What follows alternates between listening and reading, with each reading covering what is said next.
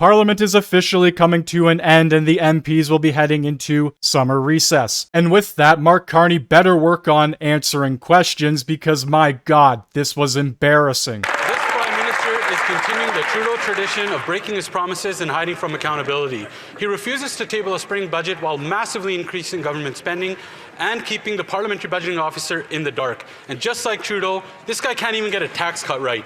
He promised $800, yet the average Canadian will only save $90 this year. Wow. Not even enough to get a hot chocolate from Tim Hortons weekly. So did this Prime Minister mislead Canadians during the election? Is he misleading them now, or both? Mr. Speaker, I recognize the job of Prime Minister comes with many responsibilities. I didn't know addition and division were one of them. The Parliamentary Budget Officer refers to the reductions for all Canadians. The vote that the members opposite supported this government on delivers tax cut for the 22 million Canadians who pay taxes and drive this country forward. Coming from the guy that doesn't even do his own grocery shopping, he's bragging about a $90 tax cut this year when his government's policies raised the cost of groceries $800. He's broken all of his promises, spending, tax cuts, high-priced consultants, and he's all elbows down on the U.S. And while he's begging on his knees in front of Trump, Canadians have high grocery prices, unaffordable homes, and rising crime. But wait, everyone should be grateful for a $90 tax cut this year. Why doesn't he just reverse his disastrous policies, drop a spring budget, and actually lower taxes for Canadians? Mr. Speaker, once again, a tax cut is a cut for those who pay taxes. 22 million Canadians pay taxes in this country. 86% of that tax cut goes to those in the first two tax brackets. When you have a two-earner family, the maximum tax cut is $840 a year. The members opposite think it's irrelevant. It's relevant for Canadians. It's building this economy. We're glad they voted for it. They just happen to have forgotten now. Last night we learned that the Prime Minister has an entire department of bureaucrats trying to manage his conflicts of interest, but they can't even tell us if the Prime Minister has set up a conflict of interest screen. And so that means that the former chairman of a multi-billion-dollar investment firm is sitting at the cabinet table and could be taking decisions that personally improve his financial standing. He's been Prime Minister for 100 days, but he's still jumping through these ethical loopholes. So why won't the Prime Minister stop hiding the truth from Canadians and come clean? What are your conflicts of interest? Thank you, Mr. Speaker. Unlike member opposite, I'm proud of having experience in the private sector.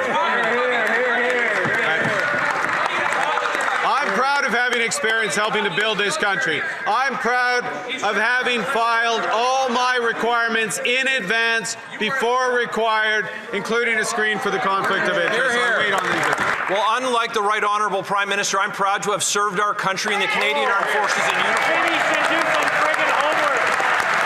Do some homework.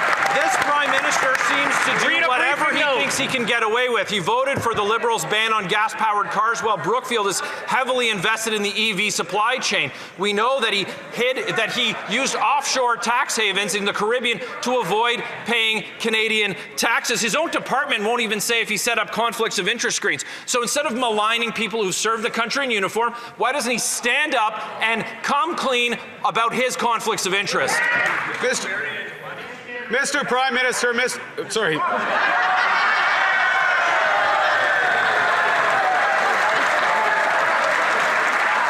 battlefield promotion there.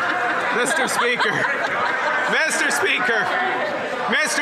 I'm proud as Prime Minister to have made the biggest investment in our military in decades. I am proud to be reversing the decades of cuts of members opposite. What an absolute joke. Not one word about extending Parliament for another week so they can actually debate the issues or pass bills. I honestly don't know any other job in the world where you get to sit around, play theatrics, do nothing, get promoted, still get a summer and winter vacation. We saw the absolute bare minimum during this month of Parliament. And to the people that claim they have taken legitimate action to change things here in Canada, show me where. All they have done is talk and talk. Just because Carney sat down with all the premiers and had a discussion doesn't actually mean anything. We have seen zero progression across the board for any industry. And based on the amount the Liberals want to spend, the deficit is only going to get larger and inflation is only going to get worse. Anyway, I'd like to know what you think down in the comment section below. Hit that like button, hit that sub button if you are new, and thank you so much for watching.